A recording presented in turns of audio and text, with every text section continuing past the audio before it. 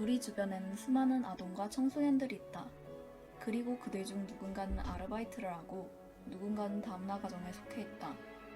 그렇다면 그들은 우리와 다른 것일까? 당연히 모두 아니라고 대답할 것이다.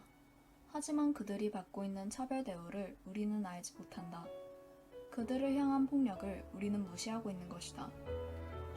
곳곳에서 폭력에 노출되어 있는 아동, 청소년들. 나이가 어려 상대적으로 힘이 없는 아동과 청소년들은 폭력에 노출되기 쉽다. 학교나 학원, 심지어는 집에서까지 주의를 두려워해야 한다. 신체적, 성적으로 보이는 학대를 하는 것만이 아니라 심리적으로 학대하거나 방치하는 것 또한 폭력이 된다. 이렇듯 다양한 폭력 중 우리가 잘 알지 못하는 어린이집에 대해 이야기해보려 한다. 어린이집은 6세 미만인 아이를 보호자의 위탁을 받아 보육하는 시설이다. 하지만 어린이집에서도 폭력은 일어난다. 2015년 1월 송도에서 일어난 사건처럼 아이가 음식을 먹지 않는다는 이유로 4살짜리 아이를 폭행하기도 한다. 이러한 아동학대를 막기 위한 정부 정책들도 시행되고 있다. 예를 들어 원장의 관리 책임 강화를 위한 원장에 대한 제재 기준 상향 조정, 사고가 1회 발생 시 시설을 폐쇄해야 하는 원 스트라이크 아웃제 적용 범위를 중대한 안전사고까지 확대하는 등이 있다.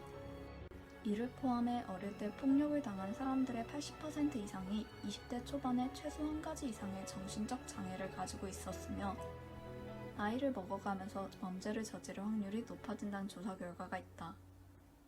단순한 사건으로 끝낼 것이 아니라 우리 모두가 관심을 기울여야 하는 이유이다. 아르바이트를 해야만 하는 청소년들. 가정이 안 좋아서 독립을 해야 하거나 개인적으로 쓸 돈을 마련하기 위해 아르바이트를 하는 학생들이 많다. 하지만 나이가 어리기 때문일까? 그들은 여러 부당한 처지에 놓이게 된다.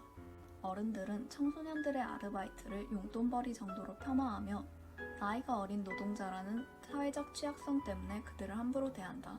이러한 문제를 해결하기 위해 청소년 노동자들이 내는 목소리는 한결같다. 청소년이 용돈벌이로 가볍게 아르바이트를 한다고 무시하지 말고 어엿한 하나의 노동자로 인정해달라는 것이다. 아빠에게 버려진 아이들 코피노. 코피노는 한국과 필리핀의 혼혈아를 의미한다. 이들이 특별하게 문제가 되는 이유는 단순하고도 잔인하다. 한국 남성들이 다양한 이유로 필리핀에 방문해 아이를 출산한 후 자식을 필리핀 여성에게 맡긴 채 도망치기 때문이다. 심지어 어느 필리핀 여성이 연락처로 받은 쪽지에는 그걸 밋미 코리아라고 적혀 있었다. 그렇게 버려진 여성과 아이는 매우 가난하고 힘겨운 삶을 산다.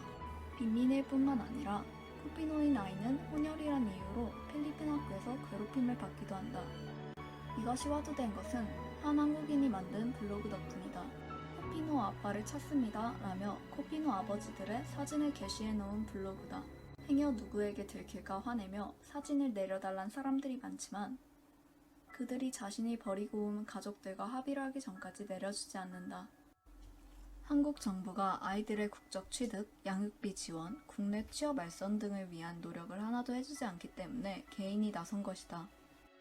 끝까지 사진을 내려주지 않자 그제서야 한국 남성들은 양육비 지원을 약속한다.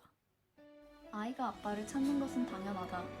이것은 특별한 인권을 주장하는 것이 아니라 상식적인 것이다란 블로그 창설자의 말이 와닿는다. 이렇듯 우리 주변에서 무수히 일어나고 있는 우리나라 아동, 청소년들의 인권 침해들. 정부가 인권단체가 할 거란 생각에 멈추지 말고 우리 하나하나가 이들의 목소리에 귀 기울여야만 한다. 우리부터 그들의 의견을 존중한다면 나비효과처럼 세상을 변화시킬 수 있을지도 모른다.